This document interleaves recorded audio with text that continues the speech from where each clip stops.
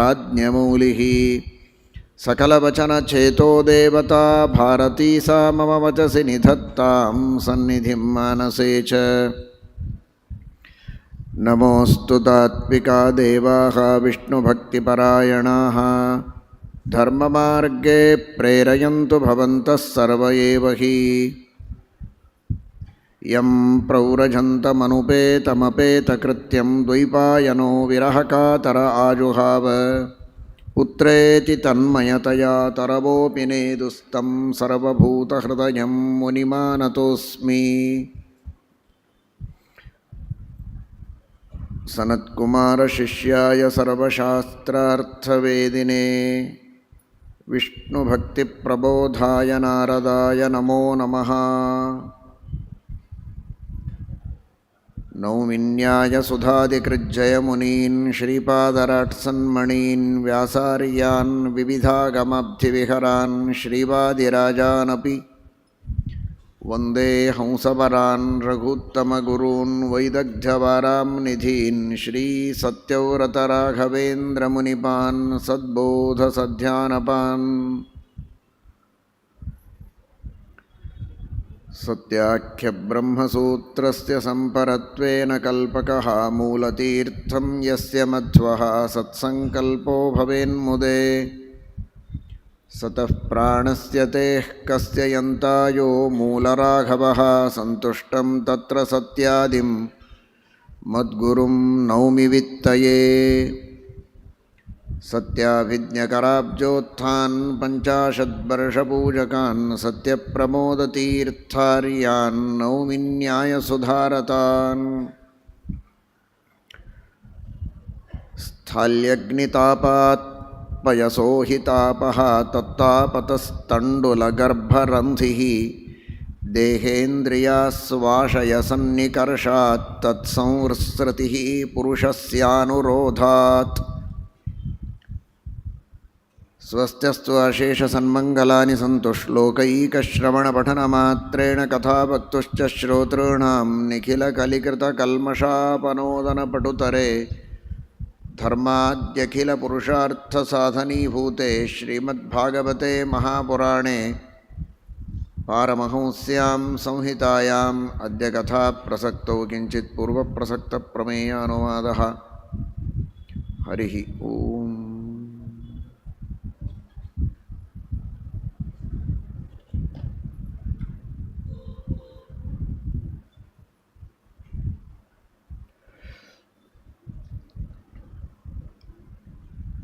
ಮಹಾನುಭಾವರಾದ ಮಹಾವಿರಕ್ತ ಶಿಖಾಮಣಿಗಳಾದ ಜಡಭರತರು ರಘುಗಣ ಮಹಾರಾಜನಿಗೆ ಭಗವಂತನ ಸ್ವಾತಂತ್ರ್ಯದ ಕುರಿತಾಗಿ ತಿಳಿಸಿಕೊಟ್ಟಿದ್ದಾರೆ.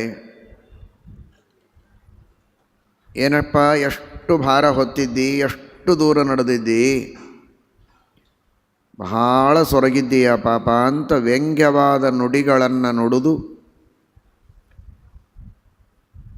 ಮರ್ಮಭೇದಿಯಾದ ಮಾತುಗಳಿಂದ ಅವರ ಮನಸ್ಸನ್ನು ನೋಯಿಸಿ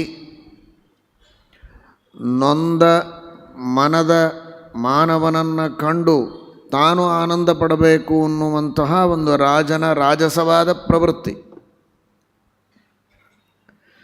ಆದರೆ ಈ ಮಹಾರಾಯರು ಅದಕ್ಕೆ ಬಗ್ಗಿಲ್ಲ. ಆ ಬಾಣಗಳು ಚುಚ್ಚೇ ಇಲ್ಲ ಇವರಿಗೆ. ಸಾಮಾನ್ಯವಾಗಿ ಬಾಣಗಳಿಗಿಂತಲೂ ತೀಕ್ಷ್ಣವಾಗಿರುತ್ತೆ ಅಂತ ಹೇಳ್ತಾರೆ ನಿಂದೆಯ ಮಾತುಗಳು. ಆದರೆ ಆ ಭಗವಂತನ ಸ್ವಾತಂತ್ರ್ಯಾನುಸಂಧಾನ, ಸರ್ವಸ್ವಾಮಿತ್ವದ ಚಿಂತನ, ಈ ದೇಹದ ನಶ್ವರತ್ವದ ಚಿಂತನದ ವೈರಾಗ್ಯದ ಭದ್ರ ಕವಚವನ್ನು ತೊಟ್ಟವರಿಗೆ ಎಂತಹ ಮರ್ಮಭೇದಿಯಾದ ತ್ರಿಶೂಲದಂತೆ, ಬಾಣದಂತೆ, ಭರ್ಚಿಯಂತೆ ಇದ್ದ ಮಾತುಗಳು ಕೂಡ ಒಳಗೆ ಪ್ರವೇಶ ಮಾಡೋದಿಲ್ಲ, ಅವುಗಳೇ ಮುರಿದು ಬೀಳ್ತವೆ. ಆ ಸ್ಥಿತಿಯನ್ನು ಮುಟ್ಟಿದ ಮಹಾನುಭಾವ ಜಡಭರತ. ಹಾಗಾಗಿ ಯಾವ ಮಾತುಗಳಿಂದಲೂ ಏನಾಗಿಲ್ಲ ಅವರಿಗೆ.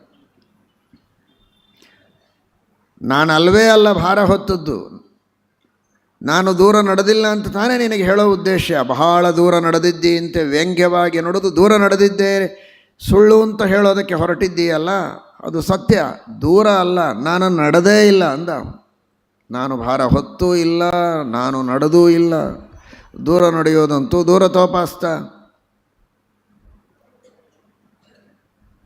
ಯಾಕೆ ಅಂದರೆ ನಿಜವಾಗಿ ಭಾರ ಹೊತ್ತವನು ದೇವರು, ಸ್ವತಂತ್ರನಾದ ಭಗವಂತ, ನಾನಲ್ಲ. ನಿಜವಾಗಿ ನಡೆದದ್ದು ಅವನು. ಅವನು ನಡೆಸಿದರೆ ನಾನು ನಡೆಯಬಹುದು. ಗತಿರಿತಿ ಪಾದಯೋ ಕರ್ಮೇತಿ ಹಸ್ತಯೋ. ಪಾದದಲ್ಲಿ ಗತಿ ಎಂಬ ರೂಪದಿಂದ ಇದ್ದು ಗತಿಪ್ರದನಾದರೆ ನನ್ನ ಪಾದಗಳಿಗೆ ಗತಿ ಉಂಟು. ಕರ್ಮೇಂದ್ರಿಯವಾದ ಹಸ್ತಗಳಲ್ಲಿ ಕರ್ಮಪ್ರದನಾಗಿ ಕರ್ಮಪ್ರೇರಕನಾಗಿದ್ದು ಕರ್ಮಗಳನ್ನು ಮಾಡಿಸಿದರೆ ಕರ್ಮ ಉಂಟು. ಹೀಗಿರುವಾಗ ನೀನಂದದ್ದಕ್ಕೆ ನನಗೇನು ದುಃಖ ಇಲ್ಲ. ನಮ್ಮಪ್ಪನ ಸ್ವಾತಂತ್ರ್ಯವನ್ನು ಸ್ಮರಣೆಗೆ ತಂದು ಕೊಟ್ಟಿದ್ದಿ ಅಂತ ನನಗೆ ಸಂತೋಷವೇ ಆಗಿದೆ. ಆದರೆ ನಿನಗಿರುವ ಅಹಂಕಾರ, ನಿನಗಿರುವ ದರ್ಪ, ನಿನಗಿರುವ ಅವಿವೇಕವನ್ನು ಕಂಡು ಮಾತ್ರ ದುಃಖ ಆಗಿದೆ ಅಂತಾರೆ. ಈ ಮಾತಿಗೆ ಪ್ರತಿಯಾಗಿ ರಹುಗಣರಾಜ ಜಿಜ್ಞಾಸೆಯಿಂದ ಪ್ರಶ್ನೆ ಕೇಳ್ತಾನೆ. ಈಗ ಅವನಿಗೆ ಆ ಅಹಂಕಾರ ಹೋಗಿದೆ, ಇವರು ಮಹಾಜ್ಞಾನಿಗಳು ಅನ್ನುವುದು ಗೊತ್ತಾಗಿದೆ. ಹೇಳಿಬಿಟ್ಟ, ನಾಹಂ ವಿಶಂಕೆ ಸುರರಾಜ ವಜ್ರಾತ್ ಅಂತ. ಯಾವ ದೇವತೆಗಳ ಅಸ್ತ್ರಗಳಿಂದ ನನಗೆ ಭಯ ಇಲ್ಲ. ನಿಮ್ಮಂತಹ ಜ್ಞಾನಿಗಳಿಗೆ ಅವಮಾನ ಮಾಡಿದ್ದಕ್ಕೆ ಭಯ ಇದೆ. ಆ ಅವಮಾನದ ಅಪರಾಧವನ್ನು ಕ್ಷಮೆ ಮಾಡಿ ಅಂತ ಕೇಳಿ ಜಿಜ್ಞಾಸೆಯಿಂದ ಪ್ರಶ್ನೆ ಕೇಳ್ತಾ ಇದ್ದಾನೆ. ಸ್ಥಾಲ್ಯಗ್ನಿತಾಪಾತ್ಮಯಸೋಹಿತಾಪಃ. ದೇಹಕ್ಕೆ ಯಾವುದೇ ಶ್ರಮ ಇಲ್ಲ, ಸ್ಥೌಲ್ಯ ಇಲ್ಲ, ಕಾರ್ಶ್ಯ ಇಲ್ಲ, ಏನಿಲ್ಲ, ನಾನು ಹೊತ್ತಿಲ್ಲ, ನಾನೇನು ಮಾಡಿಲ್ಲ ಅಂತ ಹೇಳ್ತಾ ಇದ್ದಿಲ್ಲ. ಇದನ್ನು ನಂಬೋದು ಹೇಗೆ? ಅದಕ್ಕೆ ಉದಾಹರಣೆ ಕೊಡ್ತಾನೆ. ಒಂದು ಒಲೆ ಹೊತ್ತಿಸಿ ಧಗಧಗ ಉರಿಯುವಾಗ ಮೇಲೆ ಒಂದು ಪಾತ್ರೆ, ಅದರಲ್ಲಿ ನೀರಿನೊಳಗೆ ಅಕ್ಕಿ ಹಾಕಿದರೆ ಅನ್ನ ಆಗದೇ ಇರ್ತದ? ಕೆಳಗಿನ ತಾಪ ನೀರಿಗೆ ಹತ್ತತ್ತೆ. ನೀರು ಬಿಸಿಯಾದರೆ ನೀರೊಳಗೆ ಇರುವಂತಹ ಅಕ್ಕಿ ತಾನೇ ಬೆಂದು ಹೋಗುತ್ತೆ, ಮೃದುವಾಗತ್ತೆ, ಅನ್ನ ಆಗತ್ತೆ. ಇದು ಸಾಮಾನ್ಯವಾದ ಪ್ರಕ್ರಿಯೆ. ನೀರಿದೆ, ಬಿಸಿಯಾಗಿದೆ, ಚೆನ್ನಾಗಿ ಕಥಕಥ ಕುದೀತಾ ಇದೆ, ಆದರೆ ಅನ್ನ ಆಗಿಲ್ಲ. ಅದು ಹೇಗೆ ಸಾಧ್ಯ? ಹಾಗೆ ಬಾಹ್ಯವಾದ ವಿಷಯಗಳ ಸಂಪರ್ಕ ಇದೆ, ಮನಸ್ಸಿದೆ, ಪ್ರಾಣಗಳಿವೆ. ದೇಹ ಸತ್ತಿದೆ ಅಂದರೆ ಮಾತು ಬೇರೆ. ದೇಹೇಂದ್ರಿಯ ಸ್ವಾಶಯ ಸನ್ನಿಕರ್ಷಾತ್. ದೇಹ ಇದೆ, ಇಂದ್ರಿಯ ಇದೆ, ಹಸು ಪ್ರಾಣಗಳಿವೆ, ಮನಸ್ಸಿದೆ. ಅವುಗಳ ಸನ್ನಿಕರ್ಷ ಆದರೂ ಕೂಡ ನಿನಗದರಿಂದ ವಿಕಾರ ಆಗೋದಿಲ್ಲ ಅಂತ ಹೇಳ್ತೀಯಲ್ಲ, ಅದು ಹೇಗೆ ನಂಬೋದಕ್ಕೆ ಸಾಧ್ಯ ಅಂತ. ಇದಕ್ಕೆ ಉತ್ತರವನ್ನು ಜಡಭರತ ಮೊದಲೇ ಕೊಟ್ಟುಬಿಟ್ಟಿದ್ದಾನೆ. ಅದು ಅರ್ಥವಾಗಿಲ್ಲ ಅವನಿಗೆ. ದೇಹೇನ ಜಾತಸ್ಯ ಹಿಮೇನ ಸಂತಿ. ಇವುಗಳೆಲ್ಲ ಯಾರಿಗಿರುತ್ತೆ ಯಾರಿಗಿರೋದಿಲ್ಲ ಅಂತ ಉತ್ತರ ಕೊಡುವಾಗಲೇ ಕೊಟ್ಟಾಗಿದೆ. ಅದು ಅರ್ಥವಾಗದೆ ಪುನಃ ಪ್ರಶ್ನೆ ಕೇಳಿದ್ದಾನೆ. ಇದೆಲ್ಲ ದೇಹದಿಂದ ಸಹಿತರಾಗಿ ಹುಟ್ಟಿದವರು ಯಾರೋ ಅವರಿಗೆ ಇದೆಲ್ಲ, ನಮ್ಮಂಥವರಿಗೆ ಅಲ್ಲ ಅಂದ. ಅವನಂದ, ನಿನಗೆ ದೇಹ ಇದೆ ಅಲ್ಲ. ಮತ್ತೆ ಶ್ರೀಮದಾಚಾರ್ಯರ ವ್ಯಾಖ್ಯಾನ ರಹುಗಣನಿಗೆ ಗೊತ್ತಿಲ್ಲ. ದೇಹಜಾತ ಅನ್ನುವ ಶಬ್ದಕ್ಕೆ ದೇಹಾಭಿಮಾನಿ ಅಂತ ಅರ್ಥ. ದೇಹಜಾತಃ ದೇಹಮಾನಿ ವಿದೇಹೋ ಮಾನವರ್ಜಿತಃ. ದೇಹ ಇದ್ದ ಮಾತ್ರಕ್ಕೆ ಮನುಷ್ಯನಿಗೆ ದುಃಖ ಆಗೋದಿಲ್ಲ, ದೇಹದ ಮೇಲೆ ಅಭಿಮಾನ ಇದ್ದರೆ ದುಃಖವಾಗುತ್ತೆ. ನನ್ನಪ್ಪ ಋಷಭನಾಮಕ ಪರಮಾತ್ಮ ಮಾಡಿದಂತಹ ದಿವ್ಯವಾದ ಉಪದೇಶ, ಅವನು ಮಾಡಿದ ವಿಶೇಷವಾದ ಅನುಗ್ರಹ, ಒಳಗಿದ್ದು ಋಷಭನಾಮಕ ಪರಮಾತ್ಮ ಮಾಡಿದ ಅನುಗ್ರಹ, ಹೊರಗಿನಿಂದ ಮಾಡಿದ ಉಪದೇಶ, ಇವೆರಡರ ಬಲದಿಂದ ನನಗೆ ದೇಹಾಭಿಮಾನ ಸಂಪೂರ್ಣವಾಗಿ ಹೋಗಿದೆ. ಹೀಗಾಗಿ ಈ ದೇಹಕ್ಕೆ ನೀನು ಏನು ಬೈದರೂ ನನಗೆ ಅಂತ ನಾನು ಅಂದ್ಕೊಳ್ಳೋದೇ ಇಲ್ಲ. ಈ ದೇಹಕ್ಕೆ ಯಾವುದೇ ವಿಷಯಗಳ ಸಂಪರ್ಕ ಆದರೂ ಅದರಿಂದ ನನ್ನ ಮನಸ್ಸಿನಲ್ಲಿ ಯಾವ ವಿಕಾರಗಳೂ ಆಗುವುದಿಲ್ಲ. ಮನಸ್ಸಿನಲ್ಲಿ ವಿಕಾರಗಳಾದರೂ ಬುದ್ಧಿಯಿಂದ ಅದನ್ನು ಮೀರಿ ನಿಂತು ನಾನು ಭಗವಂತನ ಉಪಾಸನೆಯನ್ನು ಮಾಡುವುದಕ್ಕೆ ಸಮರ್ಥನಾಗ್ತೇನೆ. ಅದು ಭಗವಂತನ ಅನುಗ್ರಹ. ಹಾಗಾಗಿ ಯಾವ ಲೇಪವೂ ನನಗಾಗಿಲ್ಲ ಅನ್ನುವುದನ್ನು ಹೇಳ್ತಾನೆ.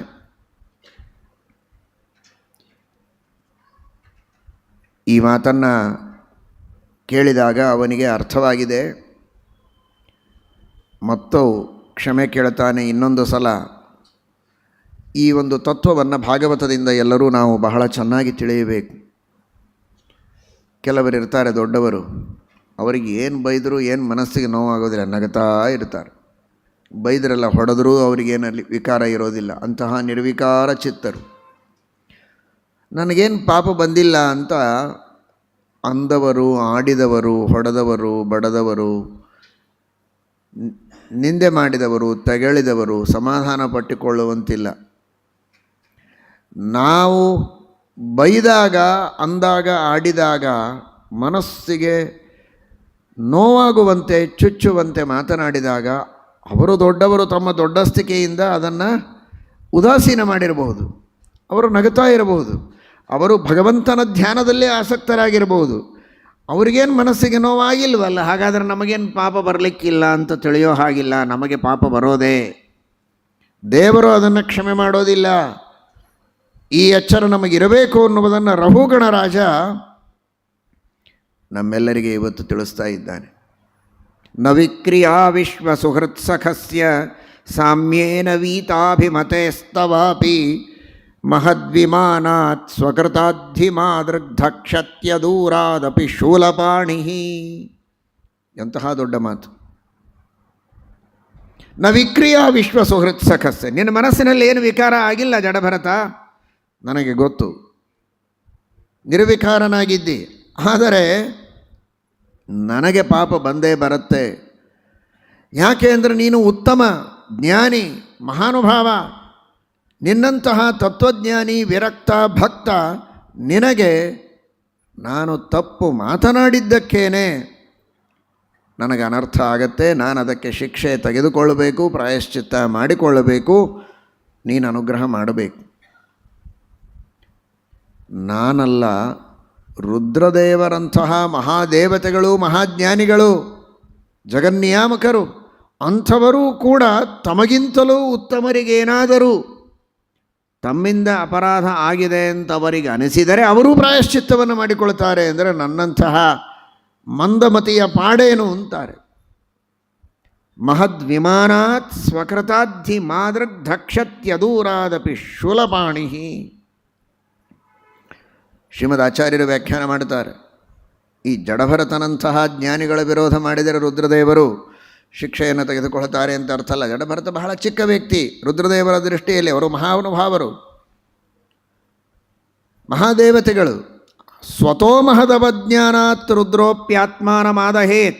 ತಮಗಿಂತಲೂ ಉತ್ತಮರಾದ ಸರಸ್ವತಿ ಭಾರತೀಯರು, ವಾಯುದೇವರು, ಬ್ರಹ್ಮದೇವರು, ಲಕ್ಷ್ಮೀನಾರಾಯಣರು, ಅಂತಹ ಆ ಮೇಲಿನ 4 ಕಕ್ಷೆಗಳಲ್ಲಿರುವಂತಹ ದೇವತೆಗಳೇನಿದ್ದಾರೆ ಅವರಿಗೇನಾದರೂ ತಮ್ಮಿಂದ ಅಪಚಾರ ಆಗಿದೆ ಅಂತ ಅನಿಸಿದರೆ ತಾವೇ ತಾವು ಶಿಕ್ಷೆಯನ್ನು ತೆಗೆದುಕೊಳ್ಳುವುದಕ್ಕೆ ಸಿದ್ಧರಾಗ್ತಾರೆ. ಅದರರ್ಥ ನಿನ್ನೆ ದಿವಸ ಕೇಳಿದ್ದೀರಿ, ಅಂಥವರೆಲ್ಲ ತಪ್ಪು ಮಾಡೋದೇ ಇಲ್ಲ. ತಪ್ಪು ಮಾಡಿದರೆ ಆ ರೀತಿ ಶಿಕ್ಷೆ ತೆಗೆದುಕೊಳ್ತಾರೆ.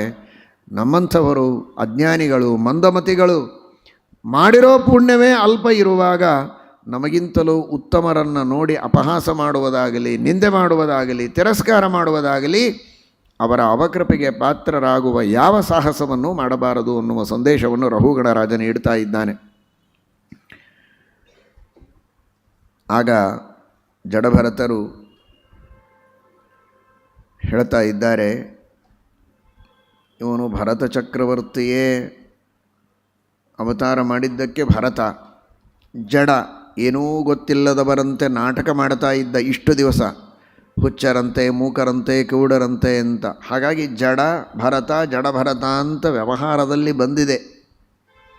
ಆದರೆ ಅವನ ಹೆಸರೇನು ಅಂತ ಉಲ್ಲೇಖ ಮಾಡಿಲ್ಲ ಶ್ರೀಮದ್ ಭಾಗವತದಲ್ಲಿ.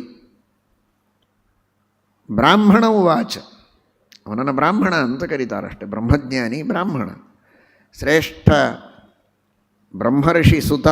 ಅವರಪ್ಪನನ್ನು ಬ್ರಹ್ಮರ್ಷಿ ಅಂತ ಭಾಗವತ ಕರೆಯುತ್ತೆ, ಅದೇನು ಸಣ್ಣ ಪದವಿ ಅಲ್ಲ. ಬ್ರಹ್ಮರ್ಷಿ ಸುತ, ಉತ್ತಮ ಬ್ರಾಹ್ಮಣ ಎಂಬುದಾಗಿ ಮಾತ್ರ ಅವನನ್ನು ಗುರುತಿಸದೆ ಹೆಸರು ಕೊಟ್ಟು ಕರೆದಿಲ್ಲ.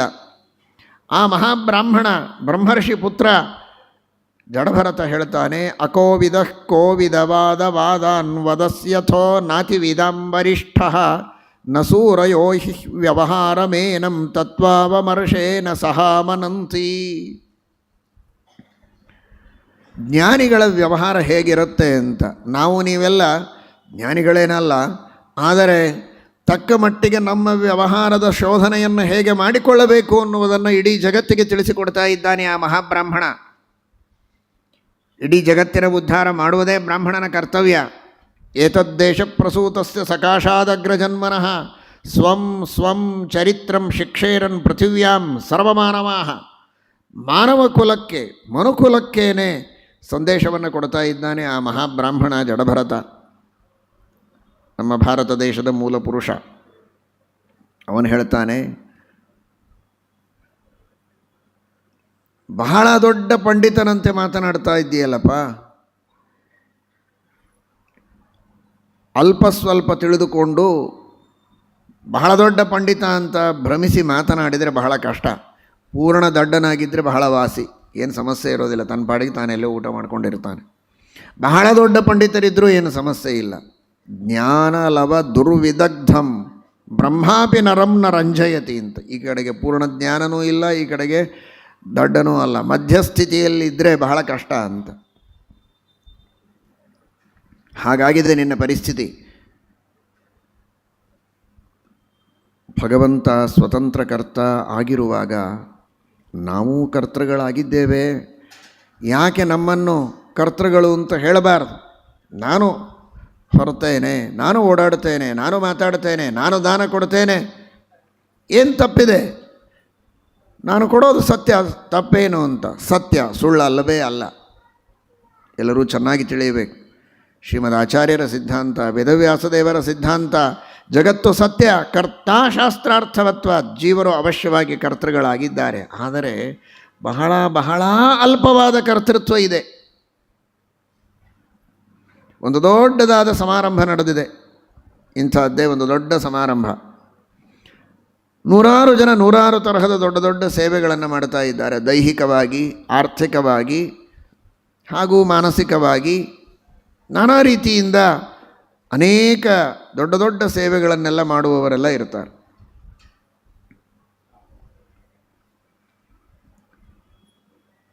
ಸ್ವಲ್ಪ ಶೆಕೆ ಆಗ್ತಾ ಇದೆ ಅಂತ ಯಾರೋ ಒಬ್ಬರು ಬಂದು ಒಂದು ಸ್ವಿಚ್ ಆನ್ ಮಾಡ್ತಾರೆ, ಫ್ಯಾನ್ ತಿರುಗತ್ತೆ, ಎಲ್ರಿಗೂ ಸಂತೋಷ ಆಗತ್ತೆ.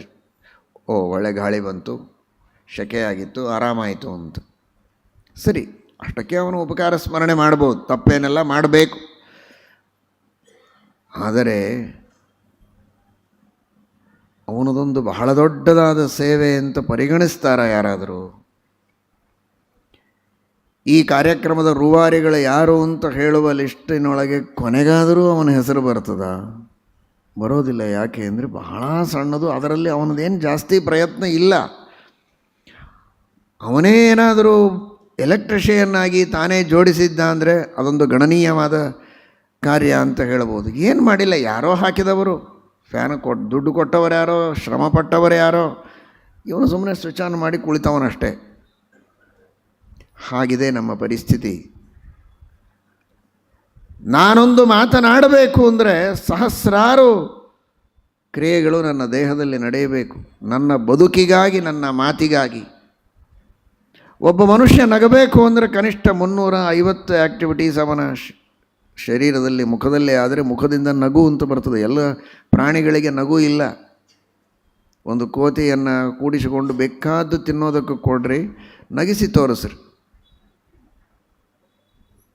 ಅದು ನಗೋದಿಲ್ಲ. ಹಣ್ಣು ಕೊಟ್ಟರು ಬಾಯಿ ತೆಗೆದು ಹೆದರಿಸುತ್ತೆ. ಕೆಲವು ಹೆದರಿಸೋದಿಲ್ಲ, ಆದರೆ ನಗಲಿಕ್ಕೆ ಬರೋದಿಲ್ಲ. ಆಕಳು ನಗತ್ತಾ? ಯಾರನ್ನೂ ಹೆದರಿಸೋದಿಲ್ಲ, ಆನಂದ ಪಡುತ್ತೆ.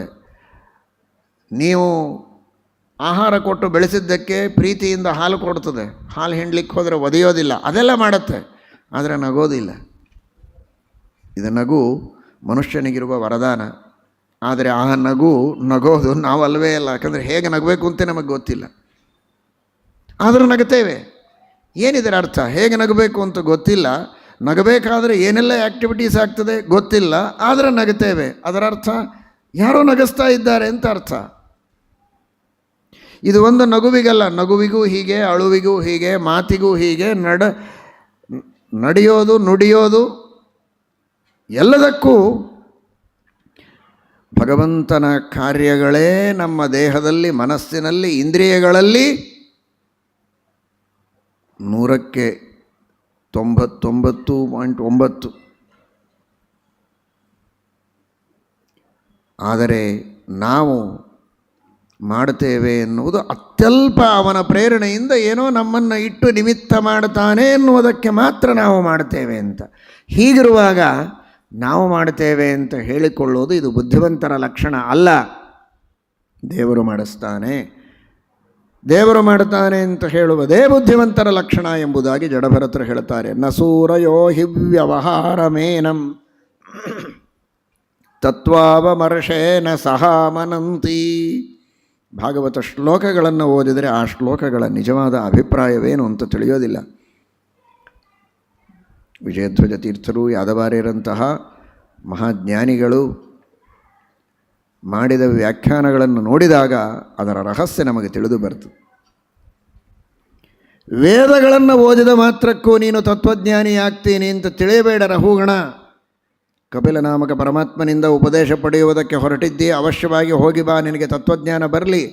ಪರಮಾತ್ಮನ ಅನುಗ್ರಹದಿಂದ ನನಗೂ ಋಷಭನಾಮಕ ಪರಮಾತ್ಮನ ಉಪದೇಶದಿಂದಲೇ ತತ್ವಜ್ಞಾನ ಬಂದದ್ದು. ನೀನು ಕಪಿಲನ ಉಪದೇಶಕ್ಕಾಗಿ ಹೊರಟಿದ್ದಿ, ಆ ಪರಮಾತ್ಮನ ಕೃಪೆಯಿಂದ ತತ್ವಜ್ಞಾನ ಬರಲಿ. ಗುರುಗಳ ಅನುಗ್ರಹದಿಂದಲೇ ತತ್ವಜ್ಞಾನ ಬರಬೇಕು.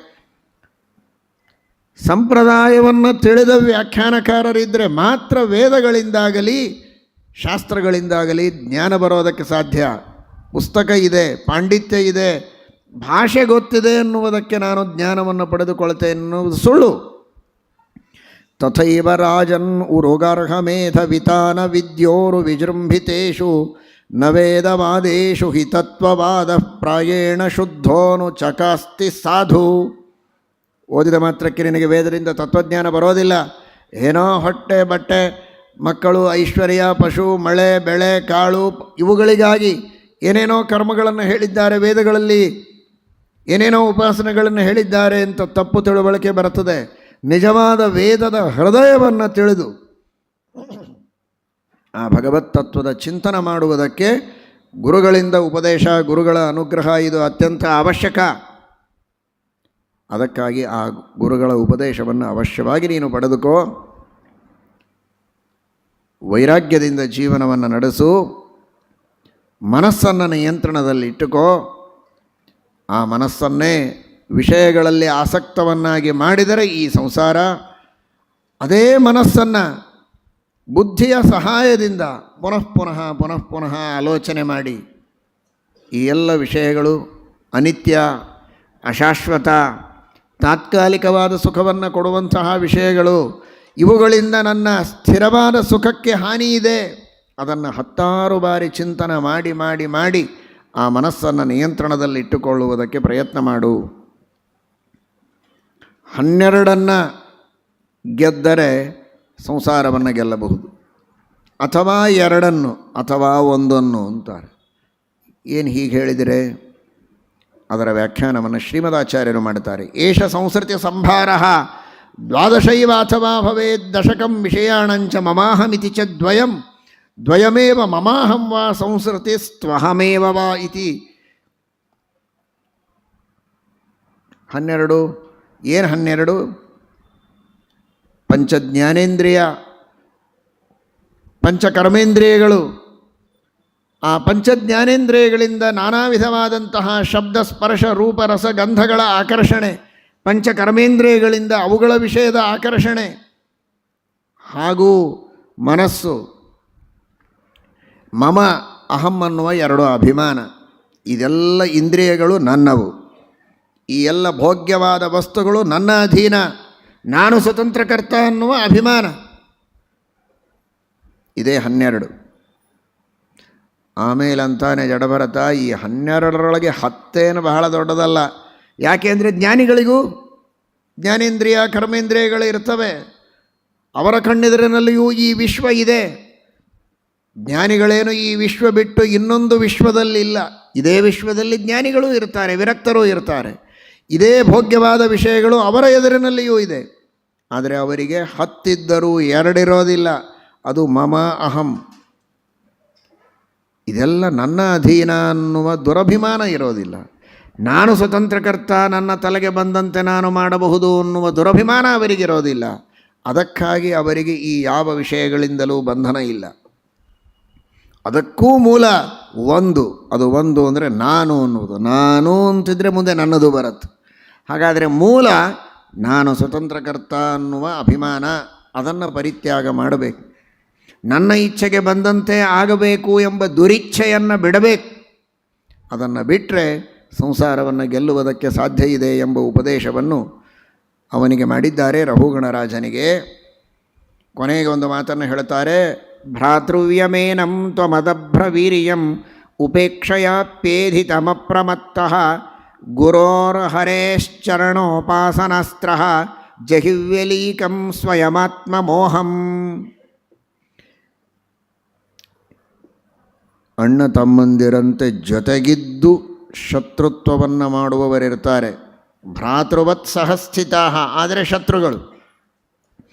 ಅಂತಹ ಅಂತಃಶತ್ರುವಾಗಿರುವ ಈ ಮೋಹ, ಮಾಯಾ, ಮಮತೆ, ದುರಭಿಮಾನ ಏನಿದೆ, ಈ ಅಭಿಮಾನವನ್ನು ನೀನು ಪರಿತ್ಯಾಗ ಮಾಡು. ಆ ಅಭಿಮಾನವನ್ನು ಪರಿತ್ಯಾಗ ಮಾಡಬೇಕು ಅಂದರೆ, ಅದನ್ನು ಕತ್ತರಿಸಬೇಕು ಅಂದರೆ ಒಂದು ಖಡ್ಗ ಬೇಕು ನಿನಗೆ. ಆ ಖಡ್ಗ ಅಂದರೆ ಅದು ಜ್ಞಾನವೆಂಬ ಖಡ್ಗ. ಆ ಜ್ಞಾನವೆಂಬ ಖಡ್ಗವನ್ನು ಪಡೆಯಬೇಕು ಅಂದರೆ ಅದಕ್ಕೆ 2 ಉಪಾಸನೆಗಳನ್ನು ನೀನು ಮಾಡಬೇಕು. ಒಂದು ಹರಿ ಚರಣೋಪಾಸನ, ಇನ್ನೊಂದು ಗುರುಚರಣೋಪಾಸನ. ಹರೇ ಗುರೋರ್ ಹರೇಶ್ಚರಣೋಪಾಸನಾಸ್ತ್ರ.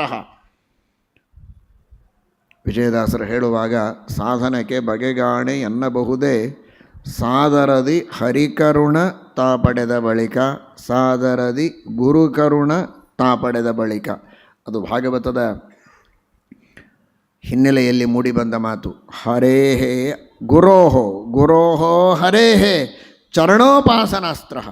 ನೇರವಾಗಿ ಯಾವ ಗುರುಗಳಲ್ಲಿದ್ದು ಭಗವಂತ ನಮಗೆ ಅನುಗ್ರಹವನ್ನು ಮಾಡುತ್ತಾನೆ ಅಂತಹ ಗುರುಗಳ ಪಾದ ಸೇವೆಯನ್ನು ಮಾಡಬೇಕು.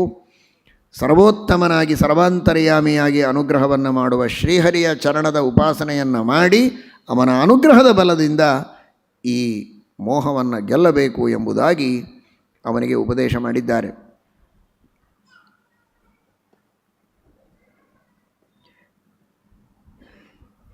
ತಾವು ಹೇಳಿದ ಮಾತನ್ನು ಸಮರ್ಥನೆ ಮಾಡಿಕೊಳ್ತಾರೆ ಜಡಭರತರು. ಈಗ ನೋಡಪ್ಪ, ನೀನು ಎಲ್ಲಿ ಓಡಾಡ್ತಾ ಇದ್ದಿ ಅಂತ ಕೇಳಿದರೆ ಏನು ಹೇಳ್ತೀಯ? ದೇವತೆಗಳು ಕೇಳಿದರು ಅಂತ ಇಟ್ಕೋ. ಏನಪ್ಪ ರಹುಗಣ ಎಲ್ಲಿ ಓಡಾಡ್ತಾ ಇದ್ದಿ ಅಂದರೆ, ನಾನು ಪೃಥ್ವಿಯ ಮೇಲೆ ಓಡಾಡ್ತಾ ಇದ್ದೀನಿ ಅಂತ ಹೇಳ್ತೀಯ. ನೀನು ಪೃಥ್ವಿ ಮೇಲೆ ಓಡಾಡ್ತಾ ಇದ್ದೀಯಾ? ನೀನು ಮೇಣೆಯಲ್ಲಿ ಕುಳಿತಿದ್ದೀಯಾ? ಪಲ್ಲಕ್ಕಿಯಲ್ಲಿದ್ದೀಯಾ? ಆ ಮೇಣೆ ನಮ್ಮ ಹೆಗಲ ಮೇಲಿದೆ. ಹೆಗಲು, ಎದೆ ಮೇಲೆ, ಹೊಟ್ಟೆ, ಟೊಂಕ, ಮೊಳಕಾಲು, ಪಾದ, ಆ ಪಾದ ಪೃಥ್ವಿಯ ಮೇಲಿದೆ. ನಾವು ನಿಮ್ಮನ್ನು ಹೊತ್ತು ನಡೀತಾ ಇದ್ದೇವೆ ವ್ಯವಹಾರಕ್ಕೆ, ಆದರೆ ಪೃಥ್ವಿ ಮೇಲೆ ನಡೀತೀಯಾ ಅಂತ ಹೇಳ್ತೀಯ. ಅದರ ಅರ್ಥ ಏನು? ಮೂಲ ಕಾರಣ ಪೃಥ್ವಿ ಅಂತ. ಹಾಗಾದರೆ ಇಷ್ಟಕ್ಕೆ ನಿಲ್ಲಬೇಕಾ ಅಂತಾರೆ. ಹೆಗಲ ಮೇಲೆ ನಡಿತೇನೆ ಅನ್ನೋದಿಲ್ಲ, ಪೃಥ್ವಿಯ ಮೇಲೆ ಓಡಾಡ್ತಾ ಇದ್ದೇವೆ ಅಂತ ನೀನು ಹೇಳ್ತೀಯ. ಪೃಥ್ವಿ ಲೋಕದಲ್ಲೇ ನಾವಿದ್ದೇವೆ ಅಂತ. ಇದ್ದದ್ದು ಹೆಗಲ ಮೇಲೆ. ಹೆಗಲ ಮೇಲೂ ಅಲ್ಲ, ನಿನ್ನ ಪಲ್ಲಕ್ಕಿಯಲ್ಲಿ. ಅದು ನನ್ನ ಹೆಗಲ ಮೇಲೆ. ಹಾಗಾದರೆ ಮೂಲಾಧಾರವನ್ನಿಟ್ಟುಕೊಂಡು ಮಾತನಾಡೋದಾದರೆ ಪೃಥ್ವಿಯ ಮೇಲೆ ಅಂತೂ ಅನ್ನಬಾರದು, ದೇವರ ಮೇಲೆ ಅಂತೆ ನಾವು ಹೇಳಬೇಕು. ದೇವರೇ ನಮ್ಮನ್ನು ಹೊತ್ತದ್ದು ಅಂತ. ಪೃಥ್ವಿ ಕೆಳಗಿನ ಲೋಕಗಳ ಮೇಲಿದೆ, ಆ ಎಲ್ಲ ಲೋಕಗಳು ಶೇಷದೇವರ ಮೇಲೆ ಇದೆ. ಅವರು ವಾಯುದೇವರ ಮೇಲಿದ್ದಾರೆ. ವಾಯುಕೂರ್ಮಕ್ಕೆ ಮೂಲಾಧಾರನಾಗಿ ಸರ್ವಾಧಾರನಾಗಿ ವಿಷ್ಣುಕೂರ್ಮ ರೂಪದಿಂದ ಭಗವಂತ ಇದ್ದಾನೆ. ಹಾಗಾದರೆ ಎಲ್ಲಿ ಕೂತಿದ್ದೀಯಾ? ದೇವರ ಮೇಲೆ. ಯಾರು ನಿನಗೆ ಆಶ್ರಯ? ದೇವರು. ಯಾರು ಮಾತಾಡಿಸ್ತಾ ಇರೋದು? ದೇವರು. ಇದನ್ನೇ ಉತ್ತರ ಕೊಡಬೇಕಾದದ್ದು ನಿಜವಾದ ವಿವೇಕಿಯ ಜ್ಞಾನಿಯ ಲಕ್ಷಣ. ಈ ರೀತಿಯ ಭಗವನ್ಮಯತ್ವವನ್ನು ಜೀವನದಲ್ಲಿ ನಾವು ಅಳವಡಿಸಿಕೊಂಡರೆ ಸಾಂಸಾರಿಕವಾದ ಎಲ್ಲ ದುಃಖಗಳನ್ನು ತನ್ನಷ್ಟಕ್ಕೆ ತಾನೇ ಮೀರಿ ಬರುವುದಕ್ಕೆ ಸಾಧ್ಯ ಇದೆ ಎಂಬುದಾಗಿ ಉಪದೇಶವನ್ನು ಮಾಡ್ತಾನೆ. ಈ ರೀತಿ ಉಪದೇಶವನ್ನು ಮಾಡಿ ಕೊನೆಗೆ ಮತ್ತೆ ಹೇಳ್ತಾನೆ ಗುರುಗಳ ಮಹತ್ವವನ್ನು. ರಹೋಗಣೈ ತತ್ತಪಸಾನ ಯಾತಿ ನ ವಿದ್ಯೆಯಾ ನಿರ್ವಸನಾದ್ಗೃಹಾದ್ವಾ ನ ಛಂದಸ ನೋತ ಜಲಾಗ್ನಿ ಸೂರ್ಯೈ ವಿನಾ ಮಹತ್ಪಾದರಜೋಭಿಷೇಕಂ. ಬಹಳ ತಪಸ್ಸು ಮಾಡಿ ಆ ಪರಬ್ರಹ್ಮನನ್ನು ಪರಮಾತ್ಮನನ್ನು ನಾನು ಕಾಣ್ತೇನೆ ಎನ್ನುವ ಸಾಹಸ ಮಾಡಬೇಡ. ತಪಸ್ಸು ಮಾಡು. ತಪಸ್ಸು ಮಾಡಿದ ಮಾತ್ರಕ್ಕೆ ಸಾಲದು. ಜ್ಞಾನವನ್ನು ಪಡೆದ ಮಾತ್ರಕ್ಕೆ ಸಾಲದು. ನ ವಿದ್ಯೆಯ ಸನ್ಯಾಸವನ್ನು ತೆಗೆದುಕೊಂಡ ಮಾತ್ರಕ್ಕೆ ಸಾಲದು. ನ ನಿರ್ವ್ಯಸನಾತ್ ಗೃಹಾಶ್ರಮದಿಂದ ಮಾಡ್ತೇನೆ ಅಂತೂ ಸಾಧ್ಯ ಇಲ್ಲ. ಗೃಹಸ್ಥಾಶ್ರಮವೋ ಸನ್ಯಾಸಾಶ್ರಮವೋ ಬ್ರಹ್ಮಚರ್ಯವೋ ವಾನಪ್ರಸ್ಥವೋ ತಪಸ್ಸೋ ವಿದ್ಯೆಯೋ ಎಲ್ಲವೂ ಬೇಕು. ಆದರೆ ಇಷ್ಟರಿಂದ ಸಾಧ್ಯ ಇಲ್ಲ. ವೇದಾಧ್ಯಯನವನ್ನು ಮಾತ್ರ ಮಾಡ್ತೇನೆ ಅಂದರೆ ನಡೆಯೋದಿಲ್ಲ. ಕೇವಲ ದೇವತೆಗಳ ಉಪಾಸನೆ ಮಾಡಿದರೆ ಸಾಕಾಗೋದಿಲ್ಲ. ಮತ್ತು ಏನು ಬೇಕು ಅಂತೀರಾ? ವಿನಾ ಮಹತ್ಪಾದ ರಜೋಭಿಷೇಕಂ. ಜ್ಞಾನಿಗಳ ಗುರುಗಳ ಪಾದರಜೋಭಿಷೇಕ ಎಲ್ಲಿಯವರೆಗೆ ಆಗೋದಿಲ್ಲ, ಅವರ ಪಾದ ಸೇವೆಯನ್ನು ಮಾಡಿ ಅನುಗ್ರಹವನ್ನು ಪಡೆದುಕೊಳ್ಳೋದಿಲ್ಲ, ಅಲ್ಲಿಯವರೆಗೆ ಯಾವ ದೇವತೆಗಳೂ ಭಗವಂತನೂ ಅನುಗ್ರಹ ಮಾಡೋದಿಲ್ಲ. ಗುರುಗಳ ದ್ವಾರಾನೇ ದೇವತೆಗಳು ಮುಖ್ಯಪ್ರಾಣದೇವರು ಭಗವಂತ ಅನುಗ್ರಹ ಮಾಡೋದು. ಹಾಗಾಗಿ ಆ ಗುರುಗಳ ಅನುಗ್ರಹವನ್ನು ಪಡೆದುಕೊಂಡು ನೀನು ವಿಶೇಷವಾಗಿ ಸಾಧನೆಯನ್ನು ಮಾಡು ಎಂಬುದಾಗಿ ರಹುಗಣನಿಗೆ ಉಪದೇಶವನ್ನು ಮಾಡುತ್ತಾರೆ. ಉಪದೇಶವನ್ನು ಮಾಡಿ ಅವನು ಮುಂದೆ ಕಪಿಲನಾಮಕ ಪರಮಾತ್ಮನ ಹತ್ತಿರ ಹೋಗಿ ಉಪದೇಶವನ್ನು ಪಡೀತಾನೆ. ಆದರೆ ಅದಕ್ಕೂ ಮೊದಲು ಅವನಿಗೆ ದೇವರ ಹತ್ತಿರ ಹೊಂಟಿದ್ದಾನೆ. ನಾನು ದೇವರ ಭಕ್ತ. ದೇವರ ಹತ್ತಿರ ಹೋಗಬೇಕಾದರೆ ಒಬ್ಬ ಭಕ್ತ ಯಾವ ತಯಾರಿಯಿಂದ ಹೋಗಬೇಕೋ ಆ ತಯಾರಿಯನ್ನು ಮಾಡಿ ಕಳಿಸಿದರೆ ಅದು ಒಂದು ದೇವರ ಸೇವೆ ಅಂತ ಭಾವಿಸಿದ್ದಾನೆ ಜಡಭರತ. ಇಲ್ಲದಿದ್ದರೆ ಮಾತಾಡಿಲ್ಲ ಅವನು. ಹುಟ್ಟಿದಾರಭ್ಯ ಮಾತನಾಡದ ವ್ಯಕ್ತಿ ಇದ್ದಕ್ಕಿದ್ದ ಹಾಗೆ ಯಾಕೆ ಮಾತನಾಡಿದ ಅಂತ ಆ ಕಪಿಲನಾಮಕ ಪರಮಾತ್ಮನ ಪ್ರೇರಣೆ, ಋಷಭನಾಮಕ ಪರಮಾತ್ಮನ ಪ್ರೇರಣೆ ಈ ಸಾಧಕನಿಗೆ ಉಪದೇಶವನ್ನು ಮಾಡಿ ಅವನನ್ನು ವಿರಕ್ತನನ್ನಾಗಿ ಮಾಡಿ ಕಪಿಲನ ಉಪದೇಶಕ್ಕೆ ಸಿದ್ಧನಾಗುವ ರೀತಿಯಲ್ಲಿ ಅವನನ್ನು ತಯಾರು ಮಾಡೋದು ನಿನ್ನ ಕೆಲಸ ಅಂತ ಭಗವಂತನ ಪ್ರೇರಣೆಯಾಗಿದೆ ಅನ್ನುವುದಕ್ಕೆ ಮಾತನಾಡಿದ ಆ ಜ್ಞಾನಿ. ಅವನು ಹೇಳ್ತಾನೆ, ಈ ಸಂಸಾರ ಒಂದು ದೊಡ್ಡದಾದ ಅಡವಿ ಇದ್ದ ಹಾಗೆ, ಭವಾಟವಿ ಅಂತಾರೆ. ಸಂಸಾರವೇ ಒಂದು ದೊಡ್ಡ ಅಡವಿ. ಆ ಅಡವಿಯಲ್ಲಿ ನಾವು ನೀವೆಲ್ಲ ಸಾಗಿದ್ದೇವೆ. ಬಹಳ ಎಚ್ಚರದಿಂದ ಇರಬೇಕು.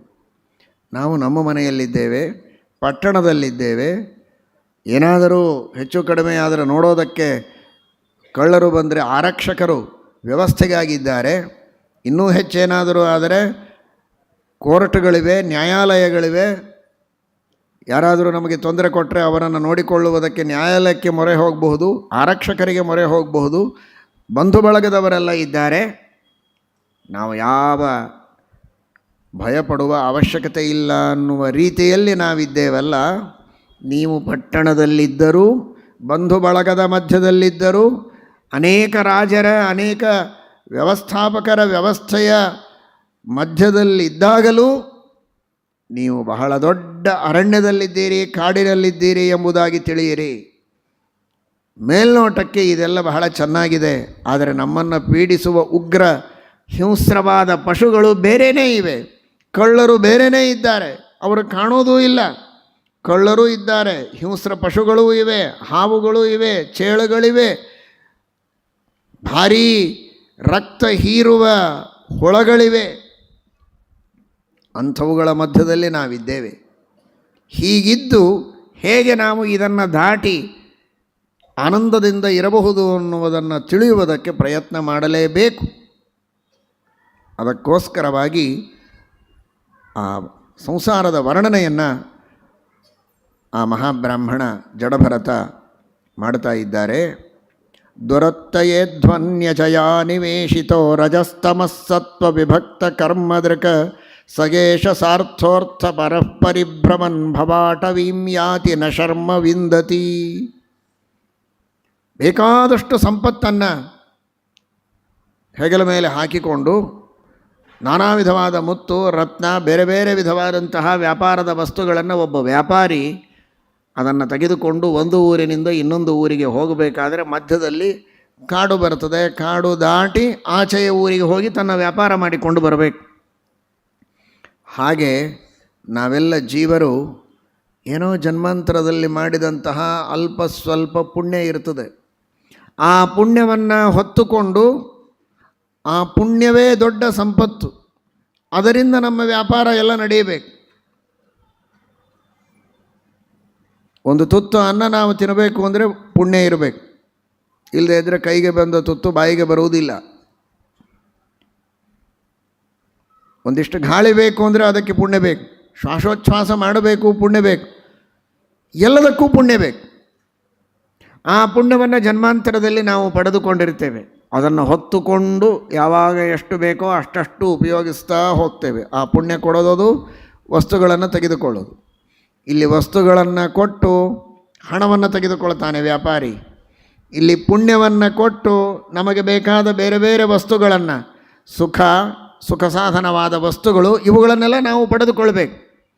ಇಂತಹ ಈ ಜೀವರು ಸಂಸಾರವೆಂಬ ಅಡವಿಯಲ್ಲಿ ಆ ಪುಣ್ಯವೆಂಬ ಸಂಪತ್ತನ್ನು ಹೊತ್ತು ಹೋಗುವಾಗ ಆ ಪುಣ್ಯದ ಕಳ್ಳತನ ಮಾಡುವಂತಹ ಕಳ್ಳರು ಬಹಳಿದ್ದಾರೆ. ಯಾರವರು ಕಳ್ಳರು ಅಂತ? ಅವೇ ಇಂದ್ರಿಯಗಳು. ಹೊರಗಿಲ್ಲ ಕಳ್ಳರು.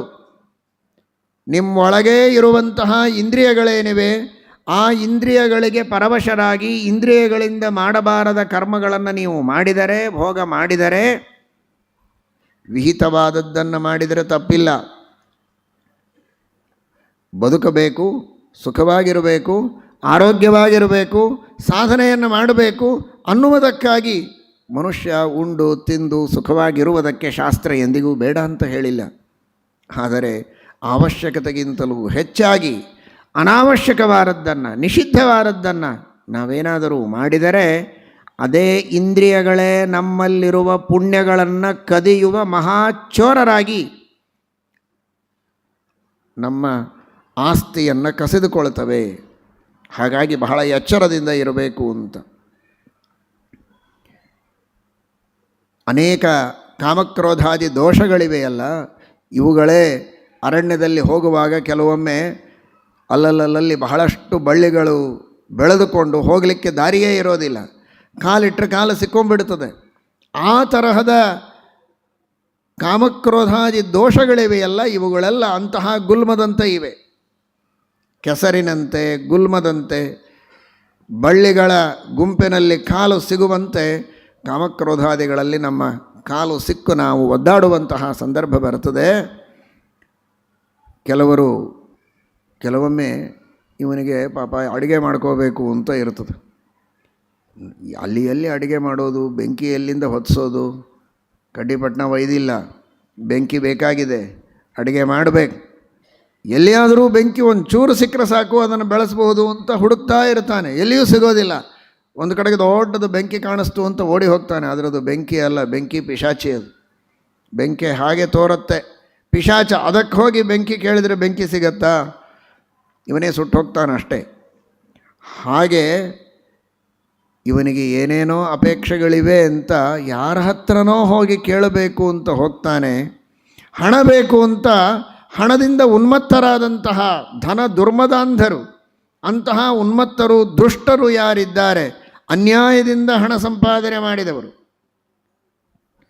ಅಧರ್ಮದಿಂದ ಅನ್ಯಾಯದಿಂದ ಹಣ ಸಂಪಾದನೆ ಮಾಡಿದವರು ಯಾರಿದ್ದಾರಲ್ಲ, ಅವರನ್ನು ಒಂದರ್ಥದಲ್ಲಿ ಪಿಶಾಚ ಅಂತ ಹೇಳ್ತಾ ಇದೆ ಶ್ರೀಮದ್ ಭಾಗವತ. ಕ್ವಚಿಚ್ಚ ಗಂಧರ್ವ ಪುರಂ ಪ್ರವಿಶ್ಯ ಕ್ವಚಿತ್ ಚಾಸು ಹರೋಲ್ಮುಖಂ ಗ್ರಹಂ. ಪ್ರಾಣವನ್ನೇ ಹೀರುವ ಒಂದು ಪಿಶಾಚ ಹೇಗೋ ಹಾಗೆ